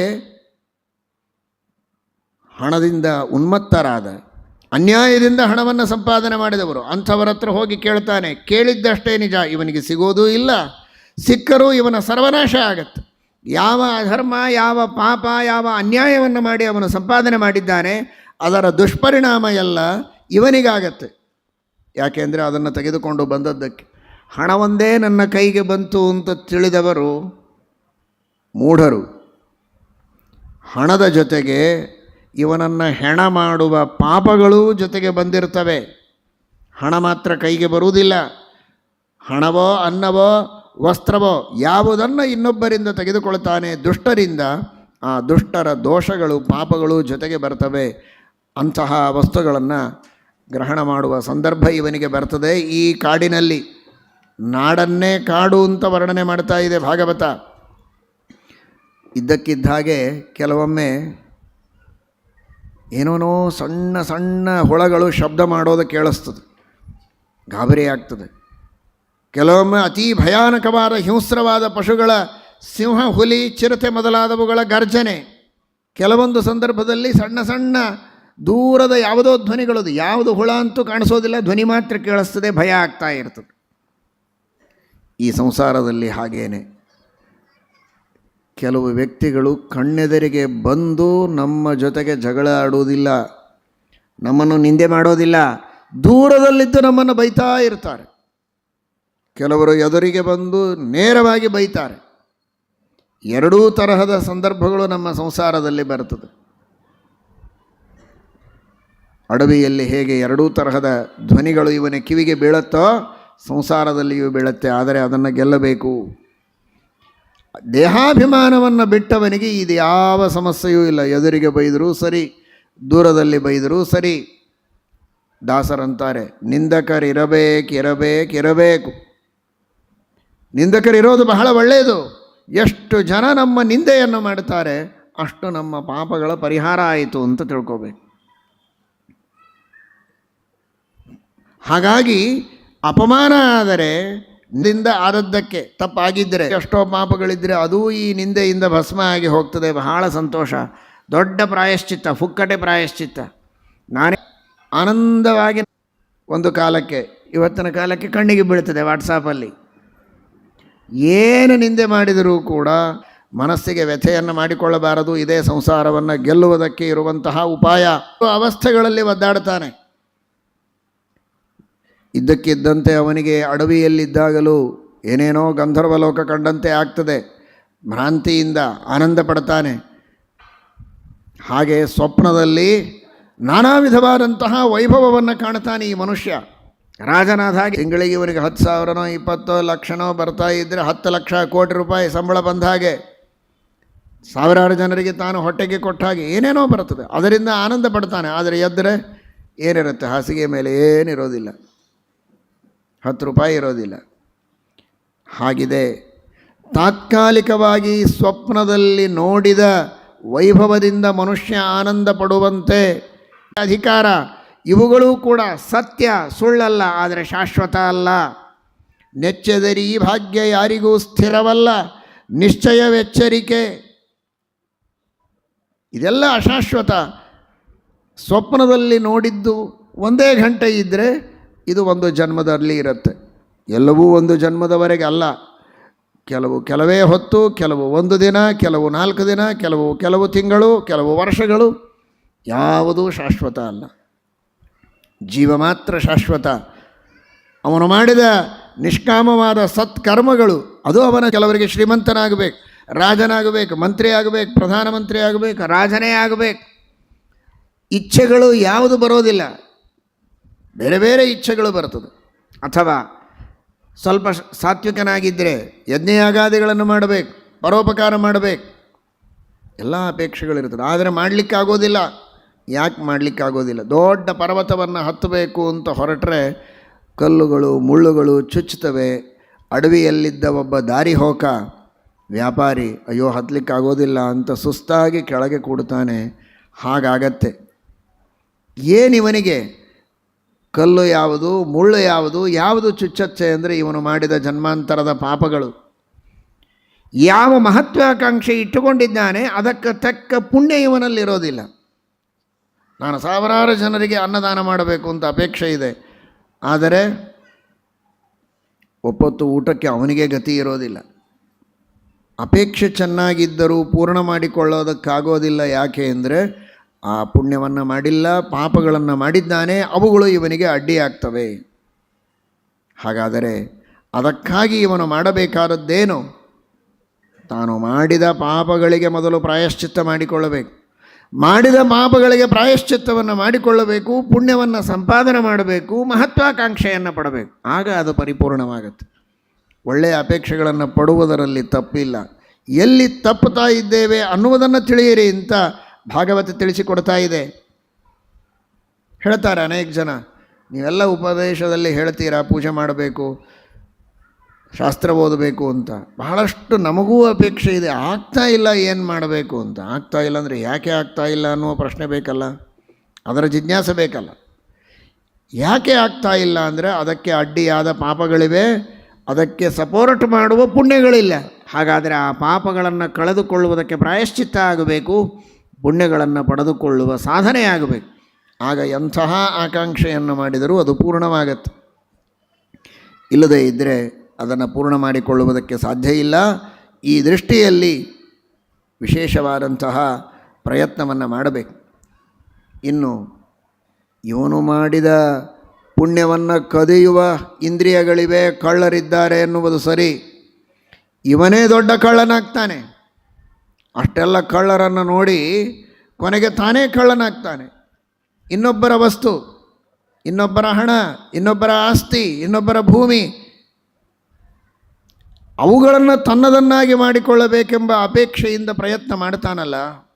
ಎಷ್ಟರ ಮಟ್ಟಿಗೆ ಹೇಳ್ತಾರೆ, ಇದೇ ಶ್ರೀಮದ್ ಭಾಗವತದ ಮತ್ತೊಂದು ಪ್ರಸಂಗದಲ್ಲಿ ಅಸ್ತೇಯ ಎಂಬ ಶಬ್ದಕ್ಕೆ ವ್ಯಾಖ್ಯಾನ ಮಾಡುವಾಗ ಯಾದವಾರ್ಯರು ಸ್ವಾಮ್ಯನನುಜ್ಞಾತಸ್ಯ ತೃಣಾದೇರಪಿ ಸ್ವೀಕಾರ. ಒಂದು ಹುಲ್ಲುಕಡ್ಡೆಯನ್ನು ತೆಗೆದುಕೊಂಡರೂ ಇನ್ನೊಬ್ಬರ ಒಪ್ಪಿಗೆ ಇಲ್ಲದೆ ಅವರ ಮನೆಯ ಒಂದು ಹುಲ್ಲು ಕಡ್ಡೆಯನ್ನು ತೆಗೆದುಕೊಂಡರೂ ಅದು ಚೌರ್ಯ ಅಂತ ಹೇಳ್ತಾರೆ. ಚೌರ್ಯ ಅಂದರೆ ಏನೋ ಹಣ ತೆಗೆದುಕೊಂಡ್ರೆ ಮಾತ್ರ ಚೌರ್ಯ, ಮನೆ ಒಳಗೆ ಹೋಗಿ ಅಕ್ಕಿ ಬೇಳೆ ಧಾನ್ಯ ದವಸು ತೆಗೆದುಕೊಂಡ್ರೆ ಚೌರ್ಯ, ಇನ್ನೇನೋ ಕಳ್ಳತನ ಮಾಡಿದರೆ ಮಾತ್ರ ಚೌರ್ಯ ಅಲ್ಲ. ಅವರ ಮನೆಯೊಳಗಿನ ಒಂದು ಹುಲ್ಲು ಕಡ್ಡೆಯನ್ನು ಅವರಿಗೆ ಕೇಳದೆ ಒಪ್ಪಿಗೆ ಇಲ್ಲದೆ ತೆಗೆದುಕೊಂಡ್ರೆ ಅದು ಚೌರ್ಯ ಅಂತ.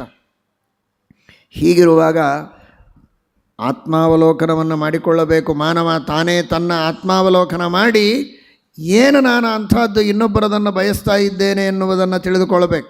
ಆ ತರಹದ ಚೌರ್ಯವನ್ನು ಮಾಡ್ತಾ ಇದ್ದರೆ ಅದರಿಂದ ಇವನಿಗೆ ಎಂದಿಗೂ ದುಃಖದಿಂದ ಮೇಲೆ ಬರುವುದಕ್ಕೆ ಸಾಧ್ಯ ಇಲ್ಲ. ತೆಗೆದುಕೊಳ್ಳುವಾಗ ಆನಂದ ಇರ್ತದೆ, ಆದರೆ ಅದರಿಂದ ಬರುವ ಪಾಪ, ಅದರಿಂದ ಆಗುವಂತಹ ಈ ಜನ್ಮದಲ್ಲಿ ಆಗುವ ಅನರ್ಥ, ನರಕದಲ್ಲಿ ಅನುಭವಿಸುವಂತಹ ದುಃಖ, ಪುನಃ ಹುಟ್ಟಿ ಬಂದರೆ ಪುನರ್ಜನ್ಮದಲ್ಲಿ ಇದೇ ಭೂಲೋಕದಲ್ಲಿ ಅನುಭವಿಸುವ ದುಃಖ ಎಲ್ಲವೂ ಇರುತ್ತೆ. ಮಹಾಭಾರತ ಹೇಳುತ್ತದೆ, ಇಲ್ಲಿಯೇ ಪ್ರಾಯಶ್ಚಿತ್ತ ಪೂರ್ಣ ಮಾಡಿಕೊಂಡಿದ್ದ ಅಂದರೆ ಮಾತು ಬೇರೆ, ಇಲ್ಲ ಅಂದರೆ ಇಲ್ಲಿಯೂ ದುಃಖ ಅನುಭವಿಸ್ತಾನೆ. ರಾಜರಿಂದ ದಂಡ ಇದೆ, ಆರಕ್ಷಕರಿಂದ ದಂಡ ಇದೆ, ನರಕದಲ್ಲಿಯೂ ದುಃಖ ಇದೆ. ಪೂರ್ಣ ಆ ಪಾಪದ ಫಲ ಮುಗಿದಿರೋದಿಲ್ಲ. ಶೇಷೇಣ ಮಾನುಷ್ಯಂ, ಮತ್ತೆ ಇಲ್ಲಿ ಹುಟ್ಟಿ ಬಂದಾಗ ಮತ್ತೆ ದುಃಖವನ್ನು ಅನುಭವಿಸ್ತಾನೆ. ಇಂತಹ ಕಷ್ಟ ಇದೆ. ಆ ತರಹದ ಚೌರ್ಯವನ್ನು ಮಾಡುವ ಪ್ರಯತ್ನವನ್ನು ಎಂದಿಗೂ ಮಾಡಬಾರದು. ಇನ್ನೊಬ್ಬರ ವಸ್ತು, ಇನ್ನೊಬ್ಬರ ವ್ಯಕ್ತಿಗಳ ಮೇಲೆ ಕಣ್ಣಿಡಬಾರದು. ದುಷ್ಟ ದೃಷ್ಟಿಯನ್ನು ಎಂದಿಗೂ ಇಡಬಾರದು. ಅಂದರೆ ದೇವರ ಬೊಕ್ಕಸಕ್ಕೆ ಕೈ ಹಾಕ್ತೇವೆ, ಸಾಮಾನ್ಯ ಕಳ್ಳತನ ಅಲ್ಲ. ಇವತ್ತು ಬಹಳ ದೊಡ್ಡ ಕಳ್ಳರು ಅಂತಿದ್ದವರೆಲ್ಲ ಸಭ್ಯ ನಾಗರಿಕರಾಗಿದ್ದಾರೆ, ಸಾಮಾನ್ಯ ಕಳ್ಳರು ಜೈಲಿನಲ್ಲಿದ್ದಾರೆ. ಹೀಗಿದೆ ಪರಿಸ್ಥಿತಿ. ಏನು ಸಭ್ಯ ನಾಗರಿಕರನ್ನೆಲ್ಲ ಇಂತಹ ಓಪನ್ ಸಭೆಯಲ್ಲಿ ಕಳ್ಳರು ಅಂತ ಹೇಳ್ತಾ ಇದ್ದೀರಲ್ಲ, ಇನ್ನೊಬ್ಬರಿಗೆ ಹೇಳಿದರೆ ಪರವಾಗಿಲ್ಲ, ನಾವೆಲ್ಲರೂ ಕಳ್ಳರೇ. ಏನದು ಕಳ್ಳತನ ಅಂತ ಶಾಸ್ತ್ರ ಹೇಳುತ್ತದೆ. ದೇವರ ಗುಣಗಳನ್ನು ನಮ್ಮಲ್ಲಿವೆ ಅಂತ ತಿಳಿದುಕೊಳ್ತೇವಲ್ಲ, ಇದೇ ದೊಡ್ಡ ಕಳ್ಳತನ.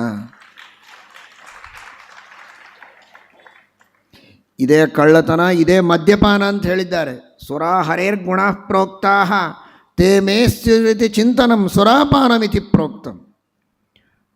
ಪರಮಾತ್ಮನ ಗುಣಗಳು ಇವುಗಳಿಗೆ ಸುರ ಅಂತಾರೆ. ಸುಷ್ಟು ರಮಣ, ಎಲ್ಲರನ್ನ ಸಂತೋಷಪಡಿಸ್ತವೆ. ಆದ್ದರಿಂದ ಪರಮಾತ್ಮನಲ್ಲಿ ಜ್ಞಾನ ಇದೆ, ಆನಂದ ಇದೆ, ಕಾರುಣ್ಯ ಇದೆ, ಕರ್ತೃತ್ವ ಇದೆ ಅನ್ನೋದಕ್ಕೆ ನಾವೆಲ್ಲ ಆನಂದವಾಗಿ ಬದುಕಿದ್ದೇವಲ್ಲ. ನಮಗೆಲ್ಲ ಹೊಟ್ಟೆ ಬಟ್ಟೆ ಎಲ್ಲ ಇದೆಯಲ್ಲ. ನಮಗೆಲ್ಲ ಆನಂದವನ್ನು ನೀಡುವ, ಮುದವನ್ನು ನೀಡುವ ರಮಣವನ್ನು ನೀಡುವ ಆ ಗುಣಗಳಿಗೆ ಸುರ ಎಂಬುದಾಗಿ ಕರೀತಾರೆ. ಸುರ ಅವುಗಳನ್ನು ನಮ್ಮಲ್ಲಿ ನಾವಿದೆ ಅಂತ ತಿಳಿದುಕೊಂಡ್ರೆ ಅದೊಂದರ್ಥದ ಸುರಾಪಾನ ಅಂತ. ದೇವರ ಗುಣಗಳನ್ನು ನಮ್ಮಲ್ಲಿ ತಿಳಿದುಕೊಳ್ಳೋದು ಅದು ದೊಡ್ಡ ಕಳ್ಳತನ. ಅದು ಕದಿಯಲಿಕ್ಕಾಗೋದಿಲ್ಲ, ಮಾನಸಿಕವಾದ ಕಳ್ಳತನ. ಅದು ನಮಗಾಗಲಿ ಅಂತ ಬಯಸೋದೇ ತಿಳಿಯೋದೇ ತಪ್ಪು. ಏನಂಥ ಕಳ್ಳತನ? ನಾನೇ ಸ್ವತಂತ್ರವಾಗಿ ಮಾತನಾಡ್ತಾ ಇದ್ದೇನೆ, ಪ್ರವಚನ ಮಾಡ್ತಾ ಇದ್ದೇನೆ ಅಂತ ಈಗ ನನಗೆ ಅನಿಸಿದರೆ ನಾವೇ ದೊಡ್ಡ ಕಳ್ಳರು. ಯಾಕಂದರೆ ನಾವು ಸ್ವಾತಂತ್ರ್ಯ ನನ್ನದಲ್ಲ, ಅದು ದೇವರು. ದೇವರಲ್ಲಿರುವ ಸ್ವಾತಂತ್ರ್ಯವನ್ನು ನನ್ನಲ್ಲಿದೆ ಅಂತ ತಿಳಿದರೆ ಇದೇ ಕಳ್ಳತನ. ನಾವೇ ಪ್ರವಚನವನ್ನು ಕೇಳ್ತಾ ಇದ್ದದ್ದು ಅಂತ ನಿಮಗನಿಸಿದರೆ ನೀವೇ ಕಳ್ಳರು. ನಾನು ತಿಂತೇನೆ ಅಂತ ಅನಿಸಿದರೂ ಕಳ್ಳರು. ಇಷ್ಟೇ ಅಲ್ಲ, ಕೆಟ್ಟ ಕೆಲಸ ಮಾಡುವಾಗಲೂ ಸರಿ, ಕೆಟ್ಟ ಕೆಲಸವನ್ನು ನಾನು ಸ್ವತಂತ್ರವಾಗಿ ಮಾಡ್ತೇನೆ ಅಂತ ತಿಳಿದರೆ ಅದು ಕಳ್ಳತನವೇ. ಕೆಟ್ಟ ಕೆಲಸ ಮಾಡುವುದರಿಂದ ಬರುವ ಪಾಪ ನಮಗಿದೆ, ಆದರೆ ನಮ್ಮ ಪೂರ್ವಜನ್ಮದ ಕರ್ಮದ ಪ್ರಕಾರ ನಮ್ಮ ಯೋಗ್ಯತೆಗೆ ಅನುಗುಣವಾಗಿ ಕೆಟ್ಟ ಕರ್ಮ ಮಾಡಿಸುವುದೂ ದೇವರೇ. ಅದರಲ್ಲಿಯೂ ನಾನು ಸ್ವಾತಂತ್ರ್ಯವನ್ನು ತಿಳಿಯುವಂತಿಲ್ಲ. ಇನ್ನುಳಿದ ಜ್ಞಾನದಲ್ಲಿ, ಭಕ್ತಿಯಲ್ಲಿ ಅಂತೂ ಸರಿಯೇ ಸರಿ. ಪ್ರತಿಯೊಂದು ಗುಣಗಳಲ್ಲಿ, ಪ್ರತಿಯೊಂದು ಕರ್ಮಗಳಲ್ಲಿ ದೇವರಿಗೆ ಸ್ವಾತಂತ್ರ್ಯ ಇರುವಾಗ ನನ್ನಲ್ಲಿದೆ ಅಂತ ತಿಳಿಯೋದುಂಟಲ್ಲ, ಇದೇ ಕಳ್ಳತನ. ಇಂತಹ ಕಳ್ಳತನವನ್ನು ಮಾಡುವ ಜನರ ಮಧ್ಯದಲ್ಲಿ ಓಡಾಡಿ ಕಳ್ಳತನವನ್ನು ನಿನ್ನದಾಗಿಸಿಕೊಂಡು ನೀನೂ ದೊಡ್ಡ ಕಳ್ಳನಾಗಿ ಜನ್ಮವನ್ನು ವ್ಯರ್ಥ ಮಾಡಿಕೊಂಡು ಮಹಾ ದುಃಖಕ್ಕೆ ಗುರಿಯಾಗಬೇಡ, ಎಚ್ಚರಿಕೆಯಿಂದ ಇರು ಎಂಬ. ಎಷ್ಟೋ ಸಂದರ್ಭಗಳಲ್ಲಿ ಮರ್ಯಾದೆ ಇಲ್ಲದಂತೆ ಇನ್ನೊಬ್ಬರ ಬಾಲ ಬಡದು ಅವರನ್ನೇ ಸ್ತೋತ್ರ ಮಾಡಿ ಕೈ ಚಾಚಿ ಕೊನೆಗೂ ಅವರಿಂದ ಸಿಗದೆ ನಾಚಿಕೆ ಇಲ್ಲದೆ ಇರುವಂತೆ, ಮರ್ಯಾದೆ ಇಲ್ಲದೆ ಇರುವಂತೆ ಕೂಡ್ತೀಯಲ್ಲ. ಸ್ವಾಭಿಮಾನ ಇರಬೇಕು. ಕೇಳಿದರೆ ದೇವರಿಗೆ ಕೇಳು. ರೇ ಚಾತಕ ಸಾವಧಾನ ಮನಸಾ ಮಿತ್ರ ಕ್ಷಣಂ ಶ್ರೂಯತಾಂ ಅಂಬೋಧಾ ಭಗವೋ ಭವಂತಿ ಗಗನೆ ಸರ್ವೇಪಿ ನೈತಾದೃಶಾಃ ಕೇಚಿದ್ ವೃಷ್ಟಿಭಿರರ್ಧಯಂತಿ ಧರಣೀಂ ಗರ್ಜಂತಿ ಕೇಚಿದ್ ವೃಥಾ ಯಂ ಪಶ್ಯಸಿ ತಸ್ಯ ತಸ್ಯ ಪುರತೋ ಮಾಬ್ರೂಹಿ ದೀನಂ ವಚಃ ಅಂತಾರೆ ಕವಿ. ಮೇಘಗಳಿವೆ, ಚಾತಕ ಪಕ್ಷಿ ಮೇಘಗಳಿಂದ ಬಂದ ನೀರನ್ನು ಮಾತ್ರ ಬಾಯಿ ತೆಗೆದು ಕುಡಿಯುತ್ತೆ, ಇಲ್ಲದಿದ್ದರೂ ಕುಡಿಯೋದೇ ಇಲ್ಲ. ಅದು ಮೇಘಗಳಿಂದಲೇ ಬರಬೇಕು. ನೇರವಾಗಿ ಬಾಯಿ ತೆಗೆದು ಮಳೆ ಬರುವಾಗ ನೀರು ಕುಡಿಯುತ್ತೆ ಅಷ್ಟೇ. ಅಲ್ಲಿ ಇಲ್ಲಿ ಬಿದ್ದ ಹೊಲಸು ನೀರು ಕುಡಿಯೋದಲ್ಲ ಅದು. ಆ ಪಕ್ಷಿಯನ್ನು ನೋಡಿ ಮಾನವನನ್ನು ಮನಸ್ಸಿನಲ್ಲಿಟ್ಟುಕೊಂಡು ಕವಿ ಒಂದು ಉಪದೇಶ ಮಾಡ್ತಾನೆ. ಚಾತಕ, ನೀನು ಯಾವ್ಯಾವುದೋ ಮೇಘಕ್ಕೆ ಬಾಯಿ ತೆಗೆಬೇಡಪ್ಪ. ಮೇಘಗಳೆಲ್ಲ ಮಳೆ ಕೊಡೋ ಮೇಘಗಳೆಲ್ಲ. ಕೆಲವು ಬರೀ ಗರ್ಜನೆ ಮಾಡ್ತವೆ, ಹೋಗಿಬಿಡ್ತವೆ. ನೀರು ಕೊಡೋ ಮೇಘನೇ ಬೇರೆ. ಕಪ್ಪು ಮೋಡಗಳು, ನೀರು ತುಂಬಿದ ಮೋಡಗಳು, ಅವುಗಳೇ ನೀರು ಕೊಡೋದು. ಕೆಲವುದು ಬರೀ ಗರ್ಜನೆ ಮಾಡ್ತವೆ, ಕೆಲವು ಬರೀ ತಮ್ಮನ್ನು ತೋರಿಸಿ ಹೋಗಿಬಿಡ್ತೇವೆ ನಾವು ಭಾರಿ ಅಂತ. ಹಾಗೆ ಕೆಲವರು ನಾವು ಭಾರಿ ದಾನಶೂರರು ಅಂತ ಹೇಳಿಕೊಳ್ತಾರೆ, ತೋರಿಸಿಕೊಳ್ತಾರೆ. ಆಢ್ಯತೆ ಇರುತ್ತೆ, ಕೇಳಿದ್ರೇನು ಕೊಡೋದಿಲ್ಲ. ಅಂಥವರೆದುರಿಗೆ ಹೋಗಿ ಬೇಡ ಅಂತ ಮಾನವನಿಗೆ ಹೇಳೋದನ್ನು ಪಕ್ಷಿಗೆ ಹೇಳುವ ಮೂಲಕ ತಿಳಿಸಿಕೊಡ್ತಾನೆ ಕವಿ. ಹಾಗೆ ಉಪದೇಶ ಮಾಡ್ತಾ ಇದ್ದಾರೆ. ಯಾರ್ಯಾರಿಗೆ ಹೋಗಿ ಕೈ ಚಾಚಿ ಬೇಡಿ ಮರ್ಯಾದೆ ಕಳೆದುಕೊಳ್ಳಬೇಡೋ. ನೀನೊಬ್ಬ ಚೇತನ, ಅನಾದಿ ಕಾಲದಿಂದ ಆನಂದ ಸ್ವರೂಪಿ ನೀನು. ಮೋಕ್ಷಯೋಗ್ಯ ಚೇತನ ಅಂದರೆ ಸಾಮಾನ್ಯನ? ಬಲಮಾನಂದ ಓಜಶ್ಚ ಸಹೋಜ್ಞಾನಂ ಅನಾಕುಲಂ ಸ್ವರೂಪಾಣ್ಯೇವ ಜೀವಸ್ಯ ವ್ಯಜ್ಯಂತೆ ಪರಮಾದ್ವಿಭೋ. ಮಹಾಬಲಿಷ್ಠ, ಮಹಾತತ್ವಜ್ಞಾನಿ, ನಿನ್ನ ಯೋಗ್ಯತೆಗೆ ಅನುಗುಣವಾಗಿ ತಕ್ಕ ಮಟ್ಟಿಗೆ ಸರ್ವಜ್ಞ ನೀನು. ಅಂತಹ ಜ್ಞಾನಿ, ಬಲಿಷ್ಠ, ಓಜಸ್ವಿ, ವರ್ಚಸ್ವಿ ಎಲ್ಲ ಗುಣಗಳಿದ್ದದ್ದು ಇಂದಿನಿಂದಲ್ಲ, ಅನಾದಿ ಕಾಲದಿಂದ ಪ್ರತಿಯೊಬ್ಬ ಜೀವನಿಗಿದೆ. ಮೇಲೆ ಆವರಣ ಇದೆ ಅನ್ನುವುದೊಂದೇ ಒಂದು ತಪ್ಪಿಗಾಗಿ ನಾವೆಲ್ಲ ಇವತ್ತು ಕಷ್ಟ ಅನುಭವಿಸ್ತಾ ಇದ್ದೇವೆ. ಆದರೆ ಸ್ವರೂಪದಲ್ಲಿ ಜೀವನಿಗೆ ಅಷ್ಟು ದೊಡ್ಡ ಯೋಗ್ಯತೆ. ಅಂತಹ ಜೀವ. ಇನ್ನು ನಿಮ್ಮಪ್ಪ ಯಾರು? ಸರ್ವೋತ್ತಮನಾದ ದೇವರು. ಅಂತಹ ಭಗವಂತನ ಕೃಪೆಗೆ ಪಾತ್ರನಾಗಿದ್ದಿ. ನಿನ್ನ ರಕ್ಷಣೆಗೆ ನಿಂತವರು ಯಾರು ಸುತ್ತಮುತ್ತಲು? ಬ್ರಹ್ಮಾದಿ ದೇವತೆಗಳು, ತತ್ವಾಭಿಮಾನಿಗಳು, ಜಗನ್ನಿಯಾಮಕರು, ಜಗದೊಡೆಯರಾದ ದೇವತೆಗಳ ಕಣ್ಗಾವಲಲ್ಲಿ ಸರ್ವೋತ್ತಮನಾದ ಭಗವಂತನ ಪೂರ್ಣವಾದ ರಕ್ಷಾ ಕವಚವನ್ನು ತೊಟ್ಟು ಜ್ಞಾನಾನಂದಾದಿ ಗುಣಗಳನ್ನು ಪಡೆದುಕೊಂಡಂತಹ ಕರ್ತೃತ್ವ ಶಕ್ತಿಯನ್ನು ಅವನ ಅಧೀನವಾಗಿ ಪಡೆದುಕೊಂಡು ಎಂಥದನ್ನೂ ಸಾಧಿಸಬಹುದು ನೀನು. ಕ್ಷುದ್ರಂ ಹೃದಯ ದೌರ್ಬಲ್ಯಂ ತ್ಯಕ್ತವೋತ್ತಿಷ್ಠ ಪರಂತಪ. ನನ್ನ ಕೈಯಿಂದ ಆಗೋದಿಲ್ಲ, ನಾನು ಅಶಕ್ತ, ನಾನು ಬಡವ, ನನ್ನಿಂದ ಏನಾಗೋದಿಲ್ಲ. ಯಾಕಂತೀಯ? ಹೀಗೆ ಅಂತ ಇದ್ದ ಒಬ್ಬ ಭಿಕ್ಷೆ ಬೇಡುವ ವ್ಯಕ್ತಿ, ಒಳಗಿರುವ ಶ್ರೀಮಂತ ಅವನನ್ನು ಒಳಗೆ ಕರೆದ, ಬಾಯಿಲಿ ಅಂತ. ಏನು ಬೇಕು ನಿನಗೆ? ನನಗಿಷ್ಟು ಹಣ ಬೇಕು, 10 ಪೈಸಾ ಬೇಕು, 20 ಪೈಸಾ ಬೇಕು, ಹಳೆ ಕಾಲಕ್ಕೆ. ಈಗಿನ ಭಿಕ್ಷುಕರಾಗಿದ್ದರೆ 100, 200. ಅವನಂದ 100, 200 ಯಾಕಪ್ಪ, ನಿನಗೆ ಲಕ್ಷ ರೂಪಾಯಿ ಕೊಡ್ತೀರಾ? ಸಾಷ್ಟಾಂಗ ನಮಸ್ಕಾರ ಹಾಕಿದ. ಕೊಟ್ಬಿಡ್ರಿ ಹಾಗಾದರೆ ಅಂತ. ಏನು ಆನಂದ ಅವನಿಗೆ. ಇನ್ನೇನು ನಾವು ಇವನೇ ಹುಚ್ಚ ಹಿಡಿದಿರ್ಬೇಕು ಇವನಿಗೆ. ಅವನಿಗೆ ಹುಚ್ಚ ಹಿಡಿದಿದ್ದು ನನ್ನ ಭಾಗ್ಯದ ಬಾಗಿಲು ತರದಂತಾಯಿತು ಅಂತ. 1,00,000 ಕೊಡ್ತೀನಿ ಅಂತೇನಲ್ಲ ಮಹಾರಾಯ. ಆದರೆ ಎಂದ. ಈ 3 ಅಕ್ಷರಗಳೇ ಭಾಳ ಭಯಾನಕ. ಏನಾದರೆ? ನಿನ್ನ ಒಂದು ಬೆರಳು ನನಗೆ ಕೊಟ್ಬಿಡು ಅಂದು. ಅಯ್ಯೋ ಅದೇ ಕೊಡಲಿಕ್ಕಾಗತ್ತೆ ಅಂದ. ಯಾಕೆ? ಸರಿ, 1 ಕೋಟಿ ಕೊಡ್ತೇನೆ. ಅವನಂದ 1,00,000 ಕೊಡ್ತೇನೆ ಅಂದರೆ ಇಲ್ಲ ಅಂದು, ಕೋಟಿ ಇಲ್ಲ, ಅಬ್ಜ ರೂಪಾಯಿ ಕೊಡ್ತೀನಿ ಅಂದರೂ ಕೊಡೋದಿಲ್ಲ ಅಂತಿದೆ.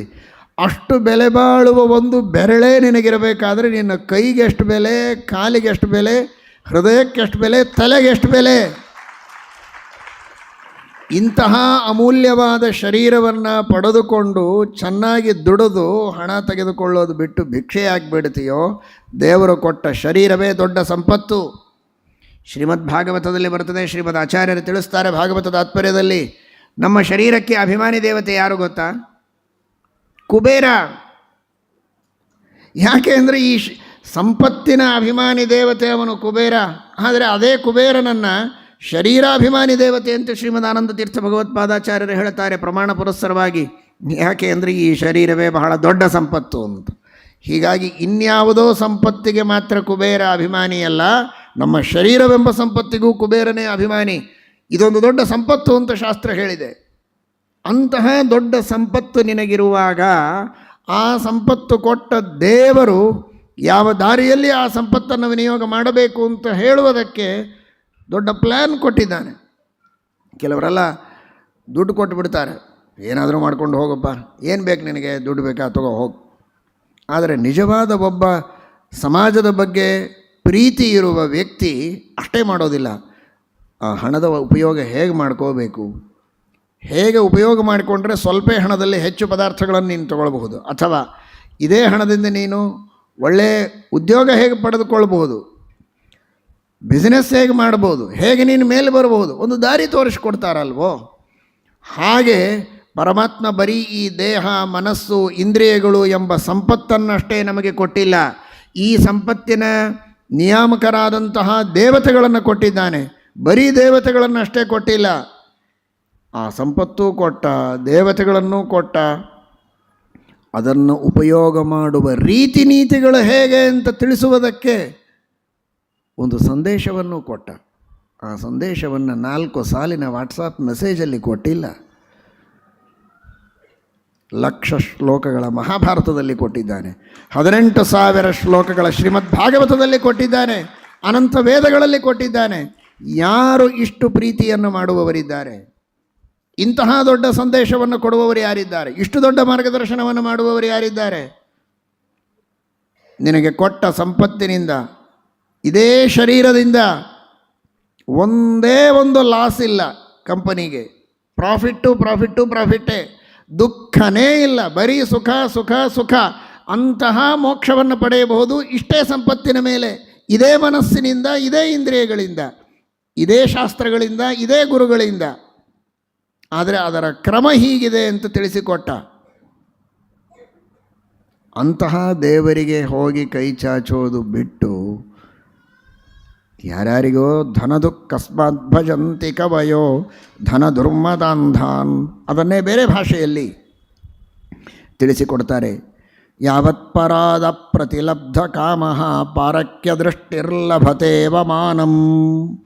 ಹೆಜ್ಜೆ ಹೆಜ್ಜೆಗೆ ಅವಮಾನ ಆಗ್ತದಲ್ಲೋ. ನಾಚಿಕೆ ಇಲ್ಲ ನಿನಗೆ. ರಾಜನಿಗೆ ನಿರ್ದಾಕ್ಷಿಣ್ಯವಾಗಿ ಬೈತಾ ಇದ್ದಾನೆ, ಏನೂ ಹಿಂದೆ ಮುಂದೆ ನೋಡ್ತಾ ಇಲ್ಲ. ಮತ್ತೆ ಉದ್ದೇಶ ಬೈಯೋದಲ್ಲ, ಅವನನ್ನು ತಿದ್ದೋದು.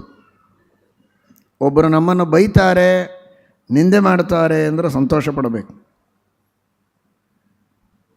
ಡಾಕ್ಟರ್ ಹತ್ರ ಹೋಗೋದು, ಏನೋ ಇದನ್ನೆಲ್ಲ ತಿನ್ನಬೇಡ, ನಿನ್ನ ಆರೋಗ್ಯಕ್ಕೆ ಒಳ್ಳೆಯದಲ್ಲ, ಬಹಳ ಖಾರ ತಿನ್ನಬೇಡ, ಬಿ ಪಿ ಜಾಸ್ತಿ ಆಗ್ತದೆ, ಉಪ್ಪು ಖಾರ ಜಾಸ್ತಿ ಬೇಡ, ಸಿಹಿ ಭಾಳ ತಿನ್ನಬೇಡ, ಶುಗರ್ ಆಗ್ತದೆ, ಇನ್ನೇನೇನೋ ಅವನ ಆರೋಗ್ಯಕ್ಕೆ ತಕ್ಕಂತೆ ಇಂಥದ್ದು ತಿನ್ನಬೇಡ, ಇಂಥ ಕೆಲಸ ಮಾಡಬೇಡ, ಹೀಗೆ ಹಾಗೆ ಹೇಳಿ.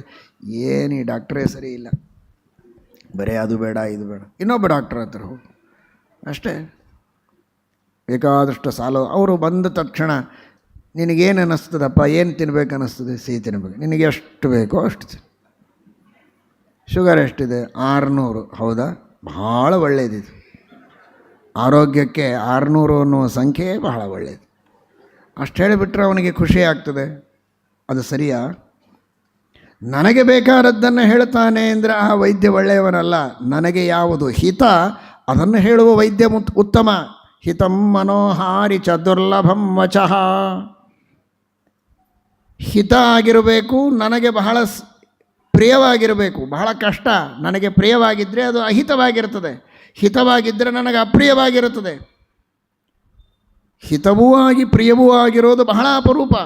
ಅಂತಹ ಹಿತವಾದದ್ದನ್ನು ಹೇಳುವವರು ಮುಖ್ಯ.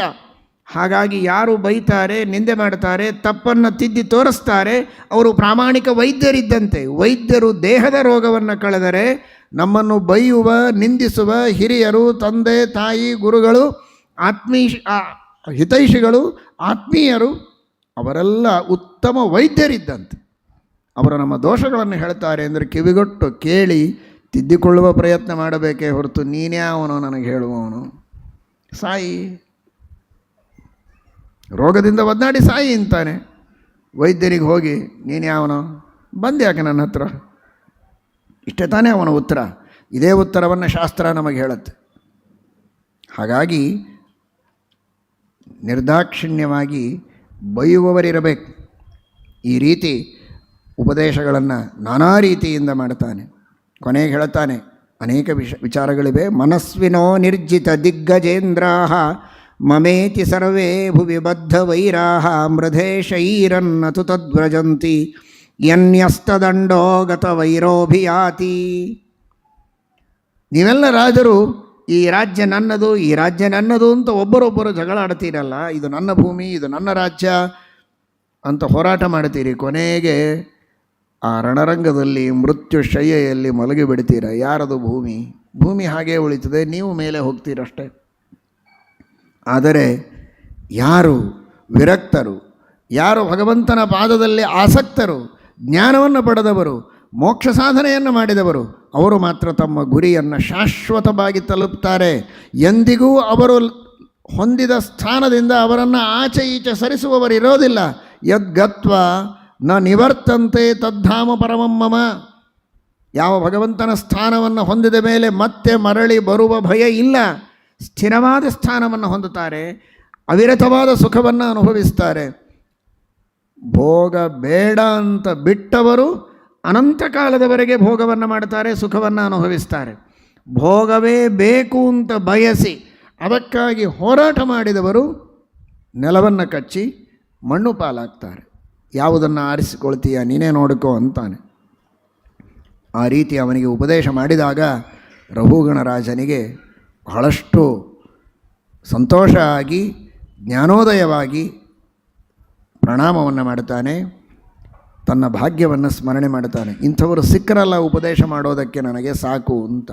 ಅಹೋ ನೃಜನ್ಮಾಖಿಲ ಜನ್ಮ ಶೋಭನಂ ಕಿಂ ಜನ್ಮಭಿಸ್ತ್ವಪರೈರಪ್ಯಮುಷ್ಮಿನ್ ನಯದೃಷೀಕೇಶ ಯಶಃಕೃತಾತ್ಮನಾಂ ಮಹಾತ್ಮನಾಂ ವಃ ಪ್ರಚುರಃ ಸಮಾಗಮಃ. ಅವನಂತಾನೆ, ಭೂಲೋಕ ಅಲ್ಲ, ಅಮುಷ್ಮಿನ್, ಸ್ವರ್ಗದಲ್ಲಿ ನನಗೆ ಜನ್ಮವಾದರೂ ಬೇಡ ಅಂತಾನೆ. ಯಾಕೆ ಅಂದರೆ ನಿಮ್ಮಂತಹ ಜ್ಞಾನಿಗಳ ಸಮಾಗಮ ಅಲ್ಲಿ ಆಗೋದಿಲ್ಲ ಅಂದರೆ ನನಗೆ ಸ್ವರ್ಗವೂ ಬೇಡ. ನಿಮ್ಮಂತಹ ಜ್ಞಾನಿಗಳಿದ್ದಲ್ಲಿಯೇ ಹುಟ್ಟಿ ಬರಬೇಕು ನಾನು. ಕಾರ್ತವೀರ್ಯಾರ್ಜುನ, ಪೃಥು ಚಕ್ರವರ್ತಿ, ಈ ಭರತ ಚಕ್ರವರ್ತಿ, ಗಯ,